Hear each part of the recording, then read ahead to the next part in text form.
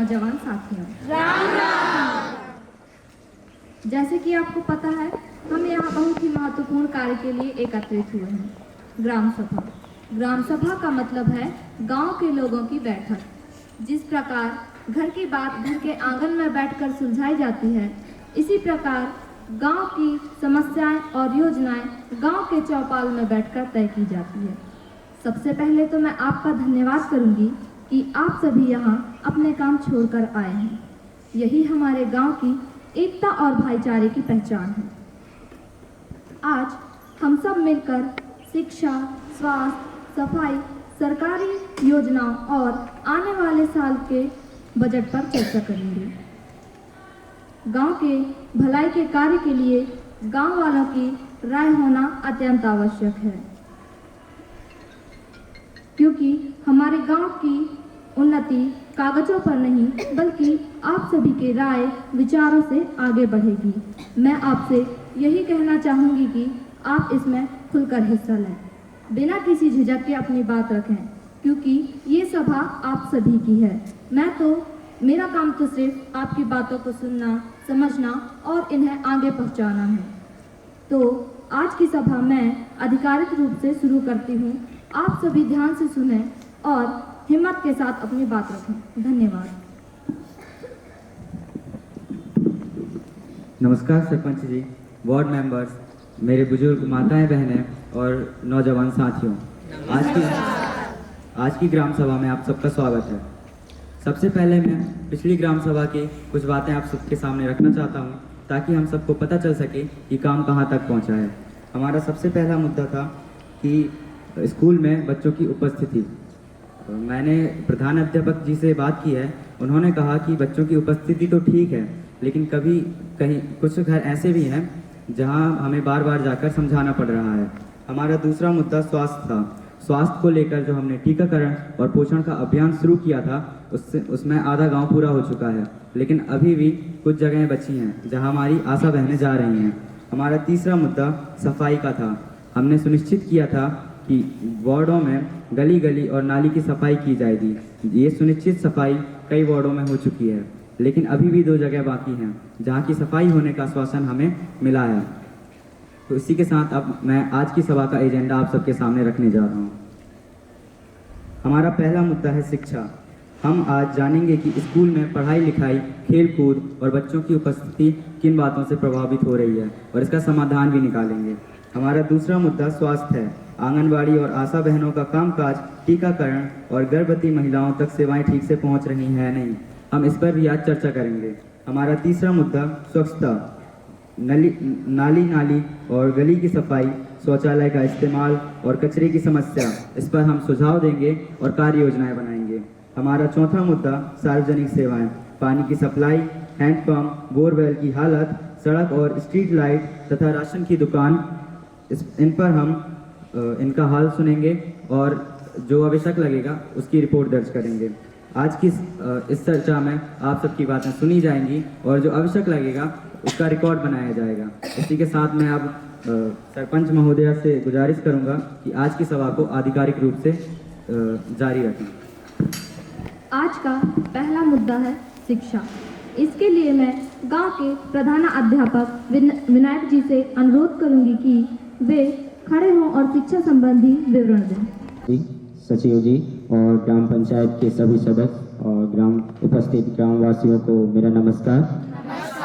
जैसा कि आपको पता है कि मैं आपके विद्यालय का प्रधान अध्यापक आज अपनी रिपोर्ट लेकर उपस्थित हुआ हूं। सबसे पहले मैं बच्चों की उपस्थिति के बारे में कुछ कहना चाहूँगा। जैसा कि पिछले 3 महीनों में हमारी विद्यालय की औसतन उपस्थिति 78% रही है, पर इसमें सुधार तो हुआ है, पर अभी भी कई बच्चे खेत खलियान और घरेलू कार्य से नियमित रूप से विद्यालय में नहीं आ पा रहे हैं। तो मैं ऐसे अभिभावकों से निवेदन करता हूं कि वे अपने बच्चों की पढ़ाई पर विशेष प्राथमिकता दें और जिससे उनका भविष्य मजबूत बन सके। दूसरी बड़ी चिंता है ड्रॉप आउट की, जिसमें हमारे विद्यालय के 7 बच्चे पढ़ाई छोड़ चुके हैं, जिनमें 4 बच्चियां भी शामिल रही हैं, जिसका सबसे बड़ा कारण है घरेलू कार्य, आर्थिक समस्या और पढ़ाई में कमजोर होना सभी शामिल हैं। हालांकि हमारे शिक्षक शिक्षकों ने घर घर जाकर समझाया तो है, पर मैं ग्राम सभा में ये अनुरोध करूंगा कि ऐसे परिवारों को समझाएं और बच्चियों के पढ़ाई पर विशेष ध्यान दें। अब मैं विद्यालय की बुनियादी सुविधाओं पर कुछ कहना चाहूँगा। हमारे विद्यालय के 2 कक्षाओं की छतें टपक रही हैं, जिससे बारिश के समय पढ़ाना बहुत मुश्किल है, और शौचालयों की मरम्मत करना अत्यंत आवश्यक है। खासकर बालिकाओं के लिए पानी की टंकी पुरानी हो चुकी है। हम बच्चों को पीने योग्य पानी उपलब्ध कराने में परेशानी हो रही है। अगर ये मरम्मत स्वीकृति की जाती है और ये मरम्मत ठीक हो जाती हैं तो हमारे विद्यालय का माहौल और भी बेहतर रहेगा और हमारा विद्यालय की उपस्थिति भी बढ़ेगी। अंत में मैं ये आश्वासन देता हूँ, हमारे विद्यालय को बेहतर बनाने के लिए हमारी टीम पूरी तरह से प्रयास करेगी। आपकी सहायता से हम अपनी गांव के बच्चों का भविष्य उज्जवल बना सकते हैं। आप सभी का धन्यवाद। सेवा जोहार। सेवा जोहार सरपंच जी। सेवा जोहार। सभी लोगों को मेरा सेवा जोहार। मैं अभिभावक संघ का प्रतिनिधि होने के नाते कुछ गंभीर मुद्दों आपके सामने रखना चाहता हूँ। सबसे पहले मैं मिड डे मील की बात उठाना चाहता हूँ। हमारे यहाँ जो बच्चों के लिए मिड डे मील का खाना आता है, उसमें न बच्चों के लिए खाने में गुणवत्ता होती है, न उसमें स्वाद होता है, जिससे बच्चे खाना खाते हैं। कई बच्चे खाना फेंक देते हैं। न चावल में स्वाद होता है, न सब्जी में। हम अभिभावक इस स्थिति से नाराज हैं और हम ये कहना चाहते हैं कि जो मिड डे मील है उस पर कड़क निगरानी की जाए और सामग्री रसोई इस पर ध्यान दिया जाए एसएमसी के साथ मिलकर और इसकी जिम्मेदारी तय की जाए। दूसरा बात हमारा यह रहा है कि जो स्कूल हवाई से जो जवाबदेही हवाई लापरवाही दिखाई दे रही है। हम यही बात कहना चाहते हैं कि कई स्कूल के टीचर कभी समय पे आते नहीं है स्कूल, कई आते हैं तो सही ढंग से पढ़ाते ही नहीं है। इससे हमारे बच्चे क्या सीखेंगे? कुछ प्रगति होगी? नहीं होगी। अगर हमारे बच्चे अच्छे से पढ़ाई करेंगे और टीचर जो उनको पढ़ाते हैं वो अच्छे से पढ़ाएंगे तो हमारे बच्चों अच्छे पढ़ाई करके अच्छे उज्जवल भविष्य बनाएंगे। और इसी पे हम अभिभावकों का ये अनुरोध है आपसे कि स्कूल पे निगरानी करवाई जाए और जो लापरवाही करे उस पर कार्रवाई की जाए। और तीसरी बात यह है कि हमारे स्कूल में पीटीएम नहीं होती है। अरे कहाँ को पीटीएम? जब नाम में लड़कों से हमने पूछा तो उन्होंने यही बताया कि हमें एक जगह बैठा दिया जाता है और बैठा के बस बताया जाता है कि ऐसी बात है, कोई बात ही नहीं करते हैं। बच्चों की कमजोरियां नहीं देखी जाती है, न प्रगति। और खासकर बात उनके सामने अभिभावक जितने भी हैं उनको कुछ बताया नहीं जाता है क्या होता है स्कूल में, क्या पढ़ाई होती है। अब तक ये बात किसी के सामने नहीं रखी गई है। हम ये चाहते हैं कि महीने में नियमित रूप से पीटीएम हो, जिससे बच्चों की कमजोरियां, प्रगति और भविष्य की विस्तृत चर्चा की जाए। और इसी बात से मद्देनजर रखते हुए हम अभी शिक्षक और पालक दोनों से अनुरोध करते हैं कि बच्चों की पढ़ाई की जिम्मेदारी दोनों की है, किसी एक पे जिम्मेदारी नहीं है। और हम ग्राम सभा से अनुरोध करते हैं कि इस ग्राम सभा में इसके बारे में ठोस कदम उठाए जाए। मैं आपकी बात समझ सकती हूँ कि शायद मैंने एसएचजी मिड डे मील की सदस्य को ये काम सौंपा था, तो वो बताएंगी खड़े होकर कि जो आपने सवाल पूछा वही वो बताएंगी सभी ग्रामवासियों के समक्ष। आप उन्हें उनका विवरण दें। धन्यवाद सरपंच जी, सचिव जी, विद्यालय के प्रधानाध्यापक महोदय जी और यहाँ उपस्थित सभी ग्रामवासी जन को मेरा नमस्कार। मैं हमारे स्वयं सहायता समूह की ओर से मिड डे मील व्यवस्था पर अपनी कुछ बातें रखना चाहूँगी। सबसे पहले मैं ये कहना चाहूँगी कि हम बच्चों के लिए रोज पौष्टिक भोजन बनाने की पूरी कोशिश करते हैं और खाना समय पर और साफ सफाई के साथ निर्धारित मेन्यू के अनुसार खाना परोसा जाता है। बच्चों की उपस्थिति में पिछली बार सुधार देखा है, क्योंकि भोजन की गुणवत्ता अच्छी होने से बच्चे नियमित स्कूल आ रहे हैं। लेकिन कुछ चुनौतियाँ भी हैं। कभी कभी दाल, चावल, मसाले और तेल की सप्लाई समय पर नहीं पहुंच पाती है, जिससे हमें थोड़ा मेन्यू में बदलाव करना पड़ता है। और बच्चे भी शिकायत करते हैं कि कुछ सामग्री की गुणवत्ता भी अच्छी नहीं होती है। इस कारण हम गांव की ओर से अनुरोध करती हूं कि स्कूल में मिलने वाली राशन सामग्री की सही तरीके से जांच किया जाए। और इसी के साथ में कुछ सुझाव भी देना चाहूँगी, अगर पंचायत की अनुमति मिले तो। अनुमति है। हम एसएचजी की महिलाएं स्कूल परिसर में किचन गार्डन तैयार कर सकते हैं, जिससे हरी सब्जियां जैसे कि मेथी, पालक, लौकी, टमाटर जैसे अनेक चीजें उगाई जा सकती हैं और बच्चों को ताजा और रसायन मुक्त भोजन मिलेंगी। भोजन का स्वाद व पोषण दोनों बढ़ेगा और खर्चा भी कम होगा और जो महिलाएं हैं स्वावलंबन बढ़ेंगी। हम सबका उद्देश्य एक है कि हमारे गांव के बच्चे स्वस्थ रहें और पढ़ाई में आगे बढ़ें। धन्यवाद। धन्यवाद। राम से निवेदन करूंगी कि वे गांव में एक ऐसा जमीन का टुकड़ा ढूंढें जिस पर किचन गार्डन बनाया जा सके। इसके बाद मैं शिक्षा समिति के अध्यक्ष प्रियंका जी से निवेदन करूंगी कि वे खड़े होकर ग्रामवासियों के समक्ष अपनी बातें रखें। धन्यवाद सरपंच जी, सम्मानित सरपंच जी, सचिव जी और ग्राम सभा में उपस्थित सभी ग्रामवासियों, सबके प्रति आदर के साथ मैं आपके वार्ड की सदस्य और शिक्षा समिति की कुछ जरूरी बातें रखना चाहूंगी। शिक्षकों की उपस्थिति में सुधार हो रहा है, लेकिन जो शिक्षक अभी नहीं आ रहे हैं उन पर आगे कार्यवाही की जाएगी। हमारे स्कूल की गुणवत्ता पर ध्यान देने की जरूरत है। बच्चों की उपस्थिति कम हो रही है और कक्षाओं में शिक्षण सामग्री की कमी है। क्लासरूम की साफ सफाई नियमित रूप से नहीं होती है, तो मैं अनुरोध करती हूँ कि पंचायत की ओर से उन पर सख्त निगरानी रखी जाए। हमारे वार्ड की साक्षरता बढ़ाने के लिए मैं शाम की पढ़ाई के लिए एक चौपाल शुरू करवाने की प्रस्ताव रखती हूँ। इससे गांव के बड़े बुजुर्ग और महिलाएं भी आसानी से जुड़ पाएंगी। और मैं यह भी कहना चाहूँगी कि हमारे पंचायत स्तर पर एक लाइब्रेरी, रीडिंग कॉर्नर बनवाई जाए, ताकि बच्चों के पढ़ने के लिए कहानी की किताबें, परीक्षा गाइडें और अखबार उपलब्ध हो। इससे बच्चों की पढ़ने की आदत बढ़ेगी और उनका भविष्य अच्छा होगा और हमारा वार्ड भी शिक्षा में आगे जाएगा। अंत में मैं बस यही कहना चाहूंगी कि हर महीने हमारे यहाँ संयुक्त समीक्षा की बैठक की जाए, ताकि इसमें स्कूल स्तर पर शिक्षा का सुधार दिखाई दे सके। धन्यवाद। धन्यवाद प्रियंका जी। इसी के साथ आज का पहला मुद्दा समाप्त होता है। यदि किसी को पहले मुद्दे पर बात करनी हो तो वे अपना हाथ खड़ा करें। चलिए अब हम बढ़ते हैं दूसरे मुद्दे की ओर। तो आज का दूसरा मुद्दा है स्वच्छता और स्वास्थ्य। इसके लिए मैं आंगनवाड़ी वर्कर से अनुरोध करूंगी कि वे खड़े हों और ग्रामवासियों के समक्ष अपनी बात रखें।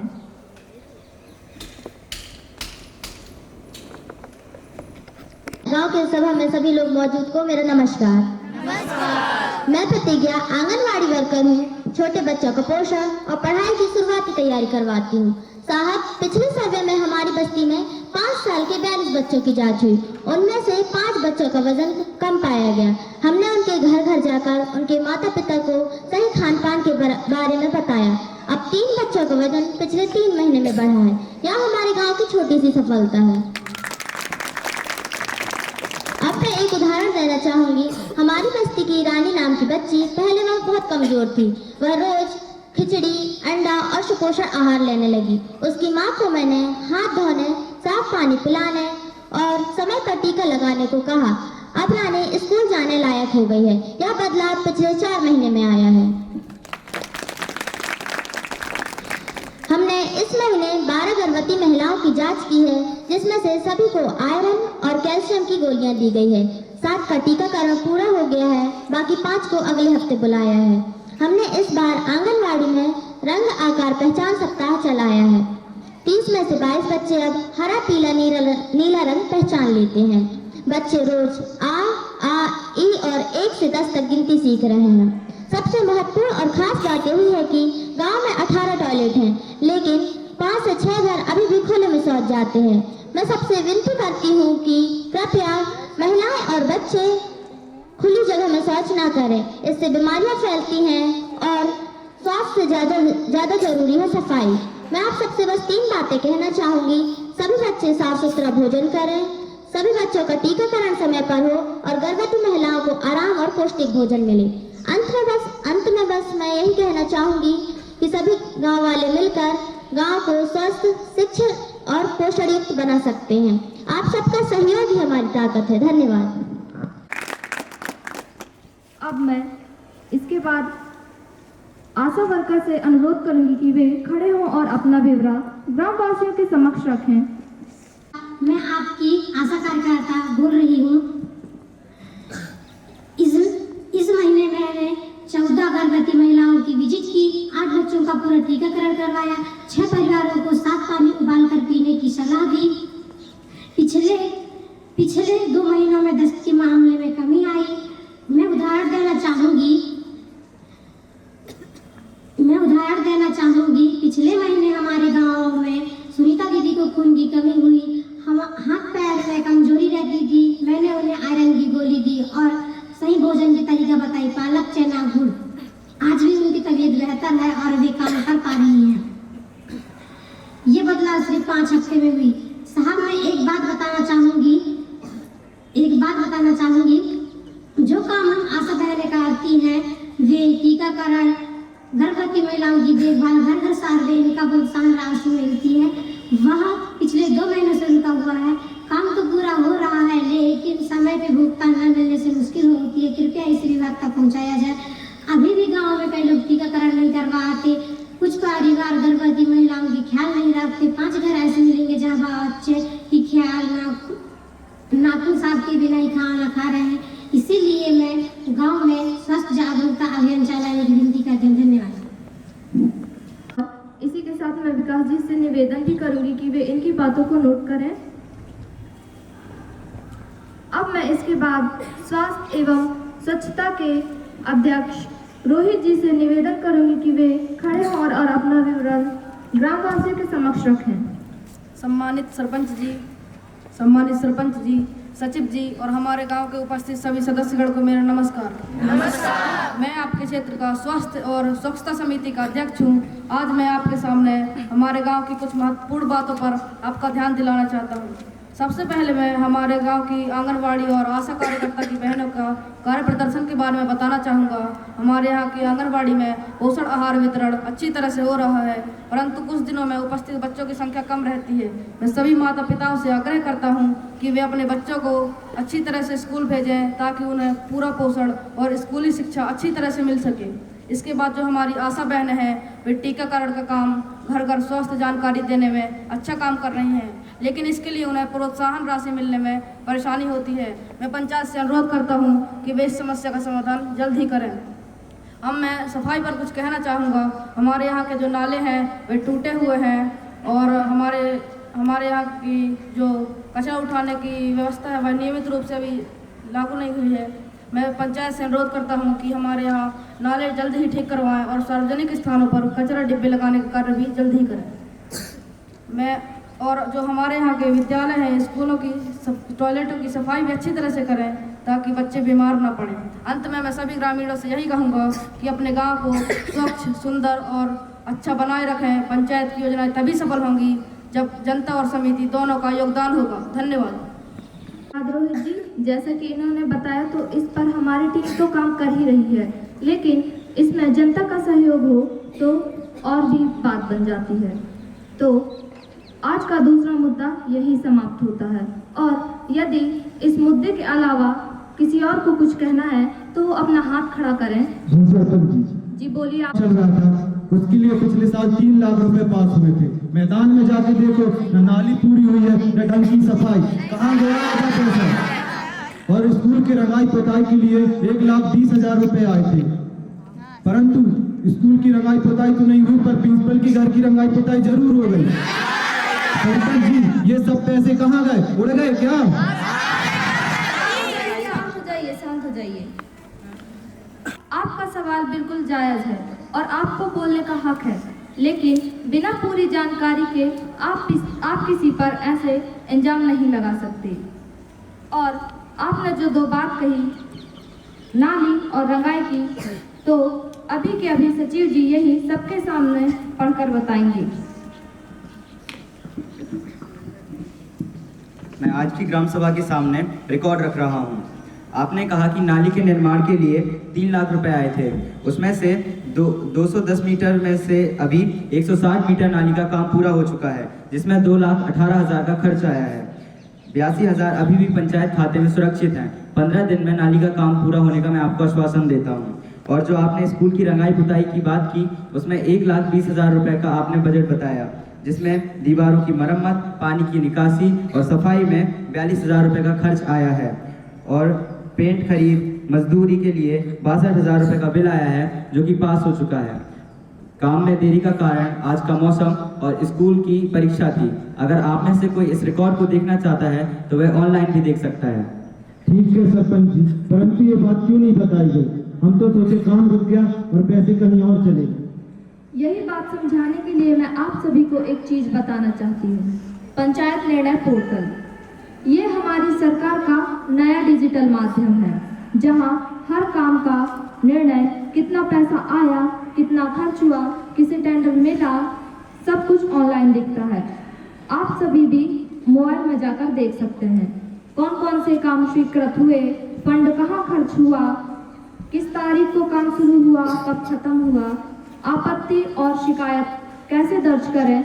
ये पोर्टल इसलिए बनाया गया है पारदर्शिता बढ़ाने के लिए, ताकि किसी को भी ये शक ना रहे कि पैसा गलत तरफ जा रहा है। सकता है उसकी शिकायत सीधे जिला और ब्लॉक स्तर पर सुनी जाएगी। हम आपकी यहाँ किसी भी शिकायत से परेशान नहीं हैं, बल्कि हमें आपकी शिकायतों से और अच्छा काम करने का मौका मिलता है। ठीक है सरपंच जी, सचिव जी, अगर आप ऑनलाइन सब कुछ देख सकते हैं तो हम जरूर देखेंगे। और ये नाली का वासियों से भी यह कहना चाहूंगी कि अब सभी आदमी जागरूक बने और पंचायत निर्णय पोर्टल द्वारा अपने पैसे स्वयं जाकर देखें और उसका हिसाब करें। इससे भ्रष्टाचार की गुंजाइश अपने आप खत्म हो जाएगी। अब मैं इसी के साथ, हाँ आप कुछ बोलना चाहेंगे? बोलिए, अपने हाथ हाँ खड़ा सर, किया। किसान प्रतिनिधि के रूप में हमारी खेती से जुड़े कुछ महत्वपूर्ण मुद्दे ग्राम सभा के सामने रखने जा रहा हूँ। सबसे पहले हमारी समस्या सिंचाई सुविधा है। हमारे आधे से ज़्यादा खेत बारिश के पानी पर निर्भर होते हैं। पिछले साल कम पानी गिरने से फसलें आधी रह गई। हम आपसे चाहते हैं कि हमारे नालों पर डैम की व्यवस्था की जाए और खेत तक पानी पहुंचाने के लिए ड्रिप सिंचाई की व्यवस्था कीजिए और साथ ही साथ खराब पड़े कुएं, तालाबों को साफ कराया जाए और गहरा कराया जाए, जिससे आने वाले समय में किसानों को समस्या का सामना न करना पड़े। और दूसरी समस्या यह है कि हमारे गांव से मंडी की दूरी ज़्यादा है और परिवहन की सुविधा नहीं है। हम आपसे चाहते हैं कि हमारे गांव में एक ट्रांसपोर्ट सुविधा तय की जाए और ग्राम पंचायत के स्तर में एक संग्रह केंद्र बने, जिससे फसल सीधे मंडी तक भेजी जा सके। और तीसरी समस्या यह है कि हमारे गांव के कई किसान सरकारी योजनाओं का लाभ नहीं उठा पाते। कई किसान पीएम किसान, खाद अनुदान, फसल बीमा से वंचित रह जाते हैं। हम चाहते हैं कि महीने में कम से कम एक बार कृषि जागरूकता शिविर लगे, जिससे कृषि विभाग के अधिकारी आकर किसानों को सही जानकारी दें। अब मैं आपसे यही कहना चाहता हूं कि कृषि सिर्फ हमारी समस्या नहीं, बल्कि पूरे गांव की समस्या है। आप इसको ध्यान में रखते हुए इसमें निर्णय लें और हम किसानों को राहत प्रदान करें। धन्यवाद। जी से निवेदन करना चाहूंगी कि वे इनके बातों का जवाब दें। और ग्राम सभा में उपस्थित सभी ग्रामवासियों को मेरा नमस्कार। मैं आदित्य सिंह, आपके सहायक कृषि। आज मैं आप सबके सामने कृषि योजना से संबंधित कुछ बातें करने जा रहा हूँ। जैसा कि आप सब लोग जानते ही होंगे कि सरकार हमारे लिए बहुत सारी योजनाएं लाती है, लेकिन हम उस सब से अनजान रहते हैं, जिसके कारण हम उनका लाभ नहीं उठा पाते हैं। तो मैं कुछ योजनाओं के बारे में बताना चाहता हूँ, जिससे हम किसान भाई लोग सरकार की योजनाओं का फायदा उठा पाएँ। पहला, पीएम किसान योजना। इसमें हर साल 6,000 की सहायता। दूसरा, मृदा स्वास्थ्य कार्ड योजना। इसमें मिट्टी की सही रिपोर्ट और उसके पोषक तत्व की सलाह मिलती है। तीसरा, जैसा कि हमारे जगदीश भाई ने सिंचाई सुविधा से संबंधित कमियों के बारे में बात किया था, तो उससे संबंधित एक योजना है प्रधानमंत्री कृषि सिंचाई योजना। इसमें ड्रिप सिंचाई और स्प्रिंकल सिंचाई पर सब्सिडी लगाई गई है। अगर किसी और किसान भाई को सरकारी योजनाओं के बारे में और जानना है तो वे सभा के बाद मुझसे मिल सकते हैं। अगर खेती वैज्ञानिक तरीके से होगी तो हमारी आमदनी कुछ हमारी आमदनी बढ़ेगी और मेहनत कम लगेगा। धन्यवाद जी। और ग्राम सभा में उपस्थित सभी ग्रामवासियों को मेरा नमस्कार। मैं हमारे स्वयं सहायता समूह की ओर से बोल रही हूँ, जो मुर्गी पालन और दूध उत्पादन के गतिविधियों पर काम करता है। सबसे पहले मैं ये बोलना चाहूँगी कि हमारी एसएचजी की महिलाएं पिछले 1 साल से मुर्गी पालन और दूध उत्पादन के माध्यम से अपने परिवार की आमदनी बढ़ाने का प्रयास कर रही हैं, जिसके कारण हमें कुछ चुनौतियों का सामना करना पड़ रहा है। पहली समस्या ये है कि मुर्गियों के लिए टीकाकरण और दवाइयाँ ठीक समय पर उपलब्ध नहीं हो पाती। कई बार हमें बीमारी के चलते नुकसान उठाना पड़ता है।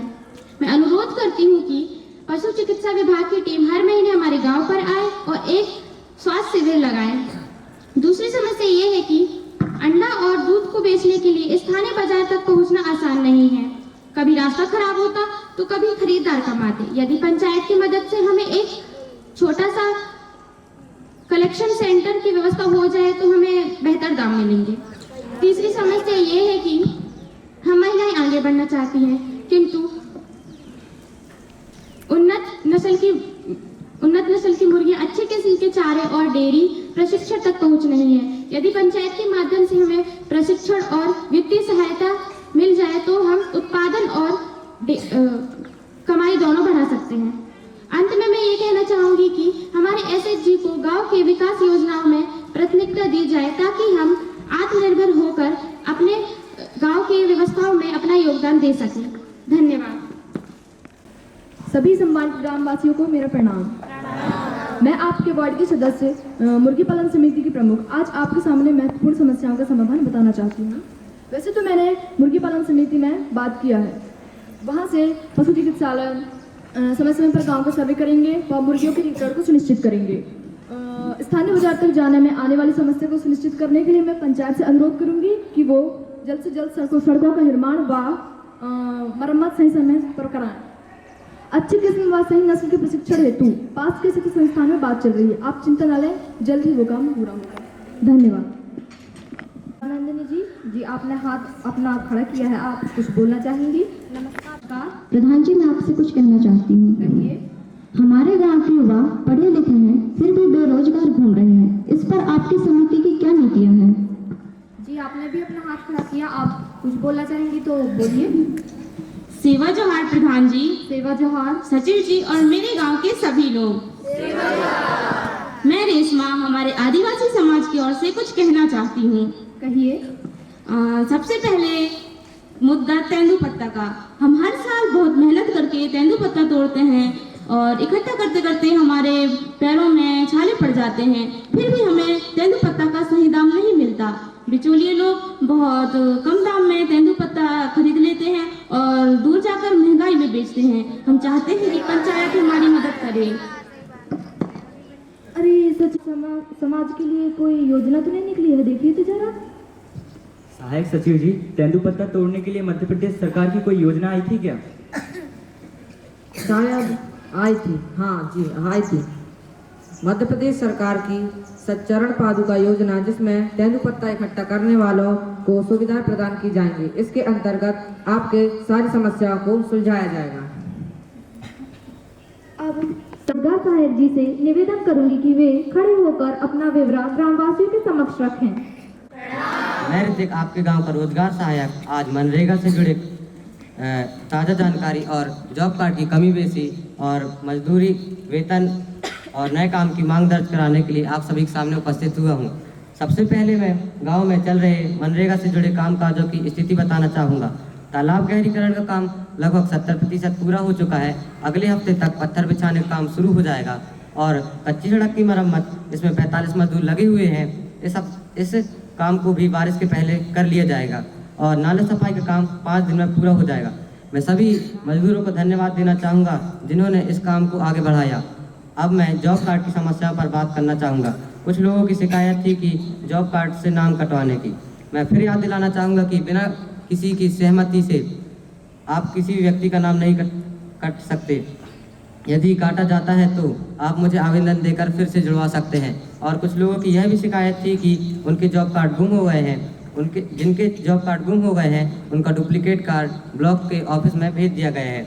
और अभी जॉब कार्ड में नाम जुड़वाने की प्रक्रिया चल रही है। अगले हफ्ते तक सभी के जॉब कार्ड अपडेट हो जाएंगे। अब मैं मजदूरों की समस्या पर बात करना चाहता हूँ। मजदूरों की मजदूरी बैंक में आधार लिंक न होने के कारण उनका वेतन अटका हुआ है। 16 मजदूरों के आधार लिंक हो गए हैं। इस हफ्ते तक उनके भी वेतन आ जाएगी। बाकी मजदूरों से अनुरोध है कि अपना बैंक पासबुक और आधार लाकर मुझे दें ताकि जल्द ही समाधान हो सके। मैं अब नए कामों पर बात करना चाहूँगा।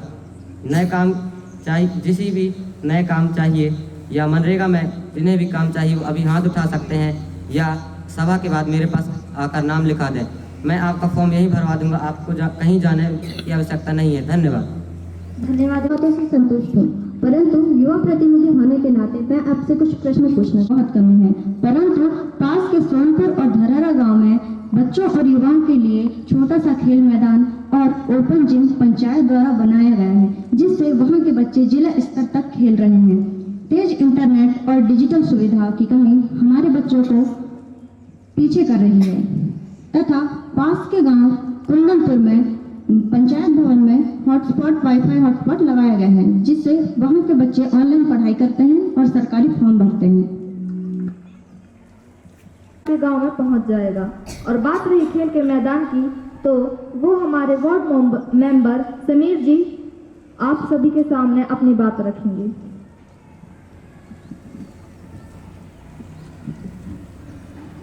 धन्यवाद सरपंच जी। जैसे कि हमारे साथी ने बताया कि गांव में बच्चों के खेलने के लिए उचित मैदान नहीं है, हमने गांव के पश्चिमी कोने में एक ज़मीन देखी है, वहां हम मैदान बनाने जा रहे हैं और साथ ही खेल सामग्री का भी बंदोबस्त होगा। धन्यवाद सरपंच जी। धन्यवाद समीर जी। अब और किसी को कुछ कहना है? जी कहिए। सभी लोग, मैं आज हम बुजुर्ग विधवाओं की ओर से बोल रही हूँ। सबसे पहले तो मैं यह कहना चाहती हूँ कि हमारी विधवा पेंशन पिछले 2-3 महीनों से अटक गई है। कभी कहते हैं सर्वर बैठ गया है, कभी कागज अटक गए हैं, कभी हफ्ते हफ्ते मिल जाएंगे। हमारे लिए यह पेंशन सिर्फ पैसे नहीं बल्कि दवाई, खाना और गुजारा है। प्रधान जी, हम बुजुर्ग लोग कहाँ कहाँ चक्कर लगाएं, हमारे पैरों में दर्द, आंखें कमजोर, फिर भी हमें बैंक, पंचायत, जन सेवा केंद्र हर जगह भेज दिया जाता है। क्या हम बुजुर्ग लोगों की कोई सुनवाई नहीं है? मैं आपसे स्पष्ट तारीख चाहती हूँ कि आखिर पेंशन कब तक मिलेगी। हमें झूठा भरोसा मत दिलाइए, हमें पक्का जवाब चाहिए। आपके जवाब के लिए मैं सचिव जी से देखिए, मैं आपकी समस्या समझ सकता हूँ। आपकी जो विधवा पेंशन रुकी हुई है उसके लिए मैंने आधिकारिक रूप से एक पत्र जिला स्तर पर भेज दिया है। जैसे ही मुझे उसके बारे में कोई जानकारी मिलती है मैं आपसे वो जानकारी साझा करूँगा। मैं भी निजी स्तर पर आपकी सहायता करने की कोशिश करूँगी। जी धन्यवाद। अब मैं आपको बता दूं तो हमारे ग्राम सभा के बीच एक एनजीओ वर्कर उपस्थित है, तो मैं एनजीओ वर्कर से अनुरोध करूंगी कि वे खड़े होकर गांव वासियों के समक्ष अपनी बात रखें। गांव के सभी सदस्यों को मेरा प्रणाम। मैं गांव में काम करने वाली एक एनजीओ प्रतिनिधि हूँ। आज मैं 2-3 सरल बातें आपके सामने रखना चाहती हूँ।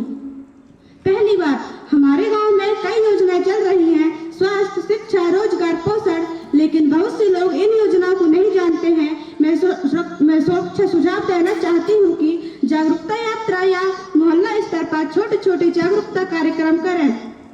हम सभी एनजीओ, पंचायत, शिक्षक, आशा, आंगनबाड़ी मिलकर घर घर जानकारी पहुंचाए। इससे गलतफहमियां दूर होंगी और लोग समय पर लाभ ले पाएंगे। दूसरी बात, हम गांव के सब इंसान बराबर होते हैं, लेकिन बहुत से लोग अपनी बात रखने से डरते हैं, जैसे वृद्धजन, विधवाएं, अकेली महिलाएं और बहुत गरीब परिवार। मैं निवेदन करती हूँ कि पंचायत ऐसे लोगों की अलग से सुनवाई बैठक महीने में एक बार रखे, जहाँ वे आराम से अपनी समस्या बता सकते हैं। तीसरी बात, हम गांव के बच्चों और युवाओं के लिए life skill training, career guidance और हेल्थ सेशन चलाने को तैयार है। इसमें पंचायत का सहायता लेना बहुत आवश्यक है। अंत में यही कहना चाहती हूँ कि गांव तभी आगे बढ़ेगा जब हर व्यक्ति शामिल होगा और गांव को हम ऐसा बना सकते हैं जिसमें कोई पीछे न छूटे। धन्यवाद। जी से निवेदन करूंगी कि वे इनकी बातों को नोट करें और दीपांशु जी, आप मुझसे कल कुछ कहना चाहते थे, बताइए। हाँ सरपंच जी, मैं आप हमारे गांव के दिव्यांग लोगों की ओर से कुछ जरूरी बात कहने आया हूँ। पहली बात, हमारे यहाँ गांव के दिव्यांग लोगों का सरकारी योजना और मेडिकल सर्टिफिकेट बनाने में बहुत दिक्कत होते हैं। कई बार तो ब्लॉक तक के चक्कर लगाए पड़ते हैं। एक कारण मैं आप सभी के पास आया हूँ कि इस दिक्कत का सुलझाया जाए। और दूसरी बात, मैं विद्यालय, आंगनबाड़ी और पंचायत भवन तक जाने में हमें बहुत दिक्कत होती है, काहे कि वहाँ रैंप ना ही है और ना शौचालय है। एक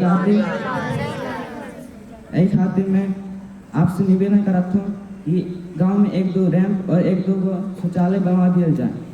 धन्यवाद। करने की कोशिश करेंगे हम। और इसी के साथ हम आज का बजट सचिव जी से बोलकर बनवाया गया है। तो सचिव जी अब आपको आज का बजट बताएंगे। अब मैं आप सबके सामने आज की ग्राम सभा का बजट रखने जा रहा हूँ। इस महीने के हमारे ग्राम सभा का बजट 15 लाख रुपए है, जिसमें से हम स्कूल सुधार कार्य के लिए 3 लाख रुपए का बजट रख रहे हैं, जिसमें हमारा कार्य है छात्राओं का शौचालय, छत की मरम्मत, पानी की टंकी की व्यवस्था, या तो हम एक लाइब्रेरी का काम भी करा सकते हैं। तो आप में से कितने लोगों की सहमति छात्राओं का शौचालय, छत की मरम्मत और पानी की टंकी बनाने के लिए है? और आप में से कितने लोग चाहते हैं कि गांव में एक लाइब्रेरी का निर्माण हो, टंकी की व्यवस्था हो, जिसके लिए हमारे पास 3 लाख रुपए का बजट है। हमारा अगला मुद्दा है स्वास्थ्य। स्वास्थ्य के लिए हम सार्वजनिक शौचालय, प्राथमिक स्वास्थ्य केंद्र में दवाइयों की व्यवस्था करेंगे, जिसके लिए हमारे पास 1 लाख रुपए का बजट है। क्या आप सब लोग इससे सहमत हैं? हमारा अगला मुद्दा है खेतों में दवाइयों का छिड़काव और नालियों को ढका जाएगा, जिसके लिए हमारे पास 2 लाख रुपए का बजट है। क्या आप सब लोग इससे साथ सहमत हैं? हमारा अगला मुद्दा गांव में प्रत्येक वार्ड में एक डस्टबिन लगाने का है, जिसके लिए हमारे पास 50,000 का बजट है। क्या आप सब लोग इसके साथ सहमत हैं? हमारा अगला मुद्दा है वर्षण जल संग्रह केंद्र, टपकन सिंचाई और नहर की साफ सफाई का। इसके लिए हमारे पास 2 लाख रुपए का बजट है। क्या आप सब लोग इसके साथ सहमत हैं? हमारा अगला मुद्दा solar light, street light, handpump और बोरवेल का है। या तो हम इन चीज़ों का निर्माण करा सकते हैं, या हम गांव में प्रत्येक घर में एक नल और गांव में एक पानी का टंकी का निर्माण भी करा सकते हैं। तो आप में से कितने लोग चाहते हैं कि solar light, street light, handpump और बोरवेल का निर्माण हो? और आप में से कितने लोग चाहते हैं कि उनके घरों में एक नल और गांव में एक पानी के टंकी का निर्माण हो? मैं देख पा रहा हूं कि ज़्यादातर लोग अपने घरों में नल और गांव में एक पानी की टंकी के निर्माण के लिए अपना मत दे रहे हैं, जिसके लिए हमारे पास 3 लाख रुपए का बजट है। अब हमारा अगला मुद्दा है खेल का मैदान, जिसके लिए हमारे पास 1 लाख रुपए का बजट है। क्या आप सब लोग इसके साथ सहमत हैं? तो ग्राम पंचायत के महीने के 15 लाख रुपए का बजट जो था, उसमें से 14 लाख रुपए व्यय हो चुके हैं। इसमें से हम 1 लाख रुपए आपातकालीन स्थिति के लिए बचाना चाहते हैं। क्या आप सब लोग इसके साथ सहमत हैं? नहीं सचिव जी, हम सहमत नहीं हैं। हमारे गांव के दिव्यांगजनों के लिए रैंप की व्यवस्था की जाए, जिससे उनको आसानी होगी। जैसा कि जगदीश जी ने कहा कि गांव में दिव्यांगों के लिए रैंप की व्यवस्था की जानी चाहिए, तो जो आपातकालीन स्थिति के लिए 1 लाख रुपए की धनराशि बचाई जा रही है, 4 रुपए का बजट लेके गांव में एक रैंप की व्यवस्था भी कराएंगे। क्या आप सब लोग इसके साथ सहमत हैं? आपने तेंदुपत्ता के विषय में एक मुद्दा उठाया था, जिसके लिए मैं आपसे कहना चाहूँगा कि आप सब लोग तेंदुपत्ता सामूहिक रूप से ग्राम पंचायत में इकट्ठा कर दीजिए। हम उसे बेचकर आपका जो लाभ राशि होगी वो आपको प्रदान कर देंगे, ताकि किसी भी आदिवासी भाई बहन को नुकसान ना उठाना पड़े। धन्यवाद।